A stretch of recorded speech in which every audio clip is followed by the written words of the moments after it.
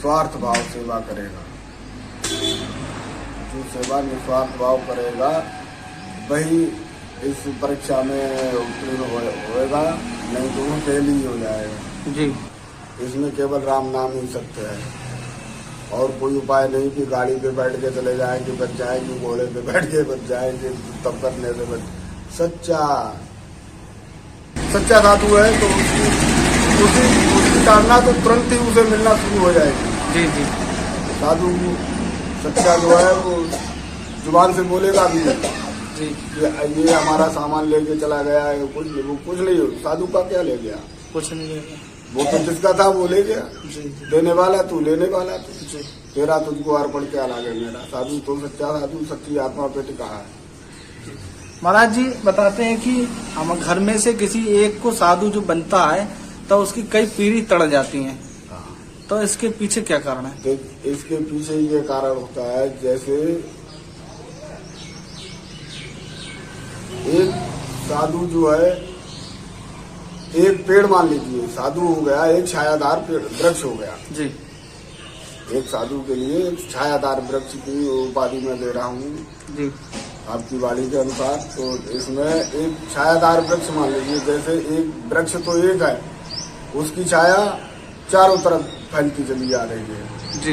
जिस तरीके से वृक्ष की लताएं बढ़ती चली जा रही हैं और सच्चे साधु का भक्ति प्रेम प्रभु से बढ़ता चला जा रहा है, तो वो अपनी उस सीमा को लांघ कर प्रभु से जुड़ जाता है, तो उसकी माया और छाया से सभी उसके पितर जो उसकी पीढ़ियां पहले जो गुजर गई हैं और उनके लिए मोक्ष की प्राप्ति नहीं हुई, ईश्वर ने नहीं दी, वो आज भी उनकी आत्माएं अगर भटक रही हैं तो वो भी उनमें सम्मिलित हो जाता है। जैसे गंगा जल और गंगा जल, राशि दोनों की तो एक ही है जी। गंगा और गंगा जी। तो जब गंगा में मिल जाता है तो वो स्वयं गंगा जल हो जाता है जी। इस तरीके से इनकी राशि इनकी भी पीढ़ियां जी। है तो वो मृत जी। आत्माएं हैं, लेकिन वो चलती है बोलती हैं लेकिन दिखती है नहीं। जी जी। तो साधु की उस तब की आस्था के साथ उसकी पीढ़ियां भी चल जाती हैं। जी। महाराज जी बताते हैं साधु संत अपनी आयु अपने हिसाब से बढ़ा लेते हैं, तो ये आयु का क्या रहस्य है? आयु का ये रहस्य होता है, देखो आयु जो ब्रह्मचर्य होगा, जो ब्रह्मचर्य को धारण करता है जी, उसकी आयु स्वयं बढ़ जाती है। और ये शरीर हमारा आपका ये तो सभी जानते हैं नाशवान है, नाशवान। साधु के लिए संकेत सच्चा संकेत हो जाता है कि इस दिन पे मेरा शरीर छूट जाएगा। तब जब उसकी सच्ची भक्ति, उसकी डोर अपने नियमित समय से वो प्रभु को याद करता है, आठों याम सांस वास सुमरन जो करता है, उसके लिए डायरेक्ट प्रभु का संकेत होने लगता है। जी। महाराज जी अपने जो कलयुग है इसमें जो आता है आदमी जन्म लेता मर जाता है, तो इसके चक्र में ना फंसे उसके लिए आदमी क्या करे? इसके लिए तो घोर तपस्या करने की कोई जरूरत ही नहीं। ये कलयुग केवल नाम आधारा, सुमिर सुमिर नर उतर नहीं पा रहा। इसमें केवल राम नाम ही सत्य है, और कोई उपाय नहीं कि गाड़ी पे बैठ के चले जाएंगे बच जाएंगे, घोड़े पे बैठ के बच जाएंगे, तब करने से बच। सच्चा जो सच्चा सेवक। अच्छा महाराज जी जब कोई मनुष्य मरता है, जब उसकी अर्थी लेके जाते हैं तब भी कहते हैं राम नाम सत्य है। जी। जब राम का नाम सत्य है तब भी लोग समझ क्यों नहीं पा रहे हैं? ये सब भाग दौड़ में लगे हुए हैं, किस लिए लगे हुए हैं? सब छोड़ते यही जाना, और तब भी सबको अपना इकट्ठा कर रहे हैं, दूसरे का मार के धन इकट्ठा कर रहे हैं, और उन्हें जो नहीं मालूम है सब यहीं का यहीं रखा रह जाना। तो ऐसा क्यों कर रहे हैं? लोगों को समझ में क्यों नहीं आ रही है? ना इसमें कोई करने वालों की गति है हमारे हिसाब से जी, और ना ही कराने वालों की। ये सब समय चक्र है। समय चक्र जब से तो स्वयं प्रभु ने ही उत्पन्न किया और वही जाने इसकी तेरी लीला वही जाने। जी। बिरला संत जान पाता है प्रभु की गति को। अच्छा महाराज जी कुछ ऐसा भी होता है, कुछ हमारे पुराने कर्म भी होते हैं जिससे आज देख रहे हैं कुछ लोगों की अकाल मृत्यु हो रही है। जी जी और ऐसा सत्य है। पुनर्जन्म के कुछ कुकर्म होते हैं। जी जी जब कुकर्मों का फल मिलता है तो अच्छे कर्मों का भी फल मिलता है। जी जी जी।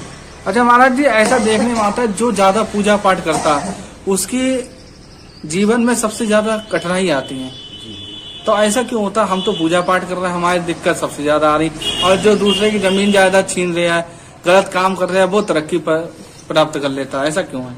ये सब जैसे अभी आपने थोड़ी देर पहले बोला था कि पुनर्जन्म, तो हो सकता है पुनर्जन्म में भी ऐसा कुछ उसका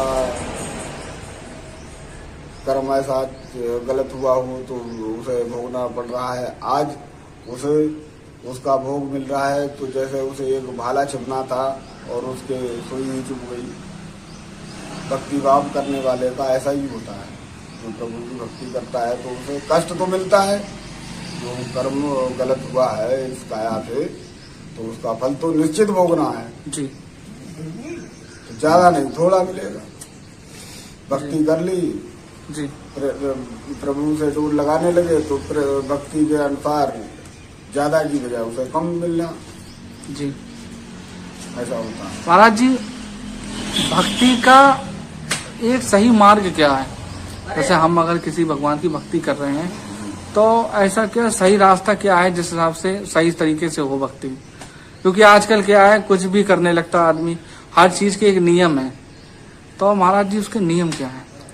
इसके नियम जो निस्वार्थ भाव सेवा करेगा, जो सेवा निस्वार्थ भाव करेगा वही इस परीक्षा में उत्तीर्ण होएगा, नहीं तो वो फेल ही हो जाएगा। जी। जिसने स्वार्थ किया किसी दूसरे से, वो इस सीमा को कभी पार नहीं कर सकता। जी जी महाराज जी, अपने सनातन धर्म में जितनी भी पूजा पाठ होती हैं, पूजा पाठ के बाद हवन होता, हवन के बाद भंडारा जरूर करते हैं। तो भंडारे के पीछे कारण क्या है? भंडारा जरूरी है सिर्फ पूजा पाठ कर लिया तो? देखिए, भंडारा जरूरी भी है और नहीं भी है। भंडारा जरूरी भी है और नहीं भी है। जी। अगर हमारे पास गरीबी है और भंडारा करने का हमारे पास साधन ही नहीं है तो हम क्या करेंगे फिर उसका? और सामर्थ्य है तो भंडारा भी हो जाता है। उसमें ऐसा होता है, भंडारा जो करता है उतना लाभ उसे होता है, और जो भंडारे का प्रसाद ग्रहण करता है फल दोनों के लिए समान ही प्राप्त होता है। ऐसा नहीं है आपने भंडारा किया, पैसा खर्च किया है, सोना खिलाया है, रबड़ी खिलाई, ऐसा नहीं है। आपने बनाया भंडारा और ये खाने वाले नहीं आए, आप जो उसमें तो फिर तो वो व्यर्थ है, उसमें कीड़े कीड़े मर जाएंगे। जी जी। तो इसलिए जो भंडारा होता है और जो भंडारा करता है, दोनों के लिए इसका फल समान प्राप्त होता है। महाराज जी, भंडारा जो होता है, भंडारा जब आप लोग करते हैं तो उसमें बताते हैं बिना दान करे खाना नहीं चाहिए। तो उसका क्या पाप लगता है अगर हम बिना दान करे खा लेते हैं? नहीं, अगर हमारी आत्मा नहीं है और श्रद्धा नहीं है, श्रद्धा नहीं है जी, या सक्षम नहीं है आदमी, जैसे दान और निदान। जी। दान आपने दे दिया तो दान का महत्व होता है, दान पुण्य वैकुंठ खजाना और सड़े गले ना होए पुराना। ये इसका नंबर जब भी आएगा मैं सूझ प्यार से आपको प्रभु दे देंगे जी। और निदान वो होता है हमने आपसे मांग लिया, जी, आपकी भावना तो नहीं है जी, दान करने की, लेकिन जब हमने स्वयं से मांग लिया, फकीर समझ के, फकीर बन के या बाबा बन के या बड़ा बन के छोटा बन के, और आपने दे दिया, तो वो दे तो दिया आपने, फिर वो दान नहीं रह जाता है, वो निदान हो जाता है। जी। कठिन चाकरी भीख निदान। जी। भीख जिसने मांग ली जी। तो वो आपका वो निदान हो गया, आपका दान नहीं रहा। जी जी। महाराज जी, आपने हमें दान के बारे में बताया, साधु के बारे में बताया, जो कंठी जो पहनते हैं उसके बारे में बताया। ये देखिए जी। ये तुलसी माता की मूर्ति है। जी। इसका ये उद्देश्य नहीं होता है कि हमने इसे पहन लिया और उसका पालन नहीं किया, इसके दिन नहीं करे। सच्ची भक्ति की यही पहचान होती है। तुलसी सब कहें तुलसी वन की घास, और तुलसी से कृपा भई राम की तो हो गए तुलसीदास। जी।